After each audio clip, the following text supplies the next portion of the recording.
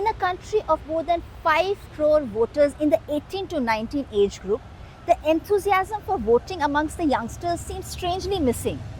In fact, as per data across the country, the voter registration in this group has been about 40%, and in states like Delhi, Bihar and Uttar Pradesh, it has been even less than 25%. Hello and welcome to Dance of Democracy 2024.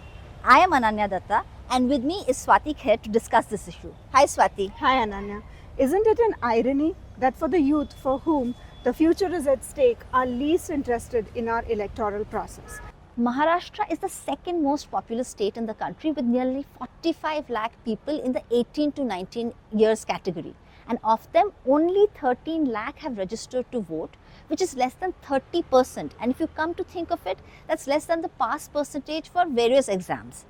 Now, various authorities involved in the election processes have got in touch with colleges and institutions to fix this problem. And there have been some results, but overall an improvement is required.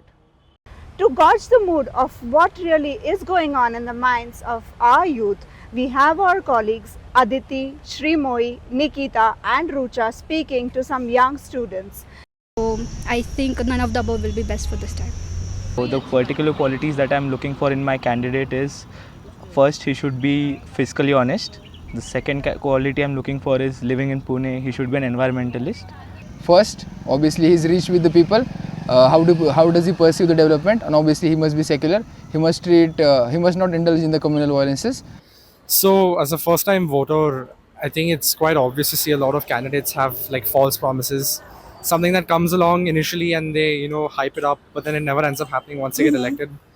I'm going to vote for Nota because both the candidates which are given from by UPA and NDA to our constituency, they both are outsiders.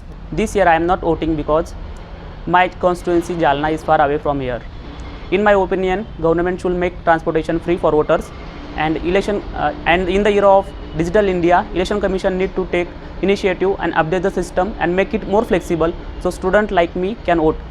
It is not that young people are completely averse to voting. Sure, there are some who just do not want to vote, but primarily most people do want to vote, and many of them are very, very politically aware.